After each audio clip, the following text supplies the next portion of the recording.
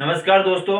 आप यदि stock market में पैसा कमाना चाहते हो तो आपको स्टॉक मार्केट में एनालाइज को भी समझना होगा कि स्टॉक मार्केट में कितने एनालाइज होते हैं। मुख्य रूप से 3 प्रकार के एनालाइज होते हैं। एक होता है हमारा फंडामेंटल एनालाइज, जिसमें हम शेयर को लॉन्ग टर्म के लिए बाय करते हैं, यानी जिसे हम लॉन्ग टर्म इन्वेस्टमेंट बोलते हैं। जिस शेयर को हम लंबे समय के लिए भी खरीद के रख सकते हैं, यानी फ्यूचर के लिए, जिसे हम फंडामेंटल एनालाइज बोलते हैं।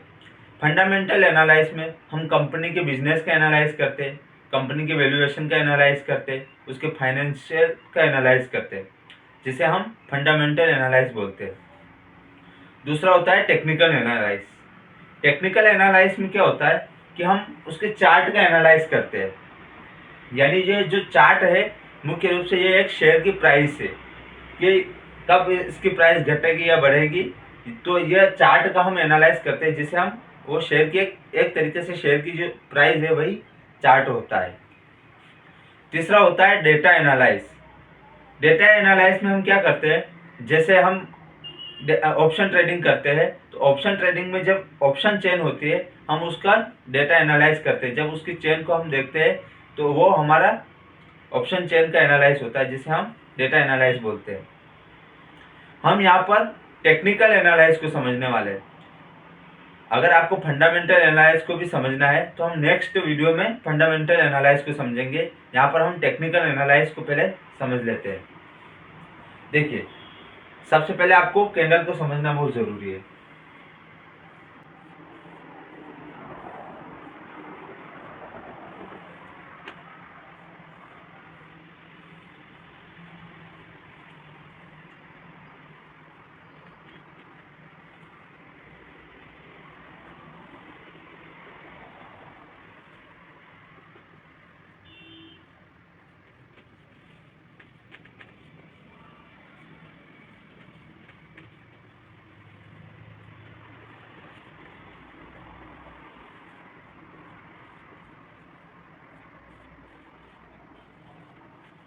देखिए, यहाँ पर हम पहले कैंडल को समझ लेते हैं।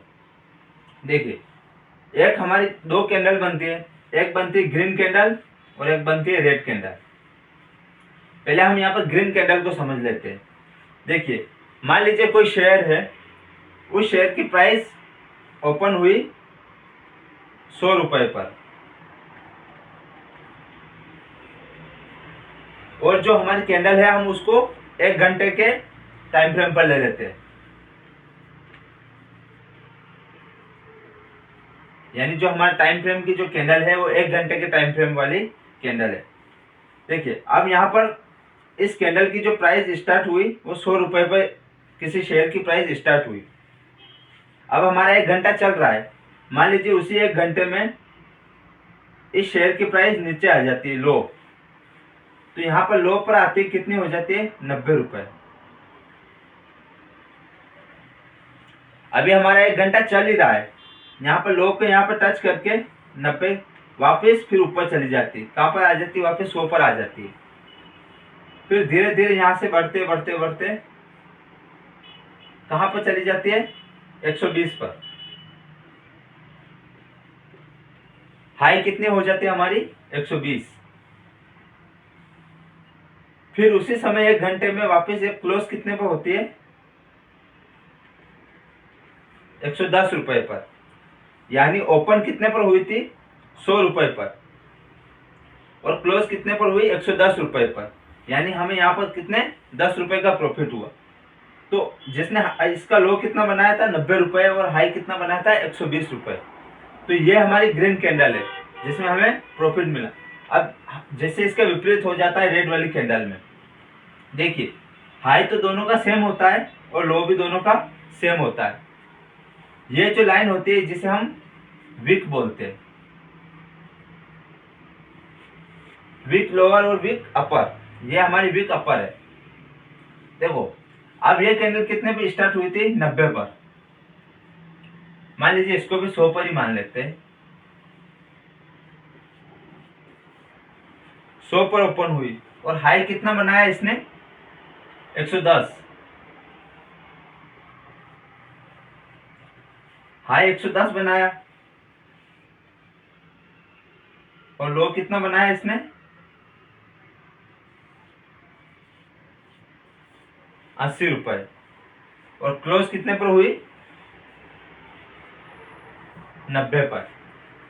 तो इसी प्रकार से हमारी कैंडल बनती है, जिससे हम प्राइस का अंदाजा लगा सकते हैं कि मार्केट में प्राइस किस तरफ जाएगी। जो रेड कैंडल से बन रही है इसमें शेयर की प्राइस नीचे गिरी हुई, और जो हमारे ग्रीन कलर की जो कैंडल बन रही है उसमें शेयर की प्राइस ऊपर की तरफ गई थी। जो हमारा टाइम फ्रेम है यहाँ पर आप देख सकते हो, जो हमारा हमने जो टाइम फ्रेम रख रखा था वो 5 मिनट का, उसे हम 1 घंटे के टाइम फ्रेम पर कर लेते हैं। सॉरी 10 मिनट के टाइम फ्रेम पर था, इसे हम 1 घंटे के टाइम फ्रेम पर कर लेते हैं। आप देख सकते हैं अब 1 घंटे के टाइम फ्रेम पर ये इस प्रकार से हमारी कैंडल बन रही है। तो इसी प्रकार से शेयर की प्राइस ऊपर जाएगी या नीचे आएगी, ये हम टेक्निकल एनालाइज से समझ सकते हैं। तो ये हमारा टेक्निकल एनालाइज था, जिसमें हमें कैंडल की प्राइस को समझना होता है कि मार्केट ऊपर की तरफ जाएगा या नीचे की तरफ आएगा।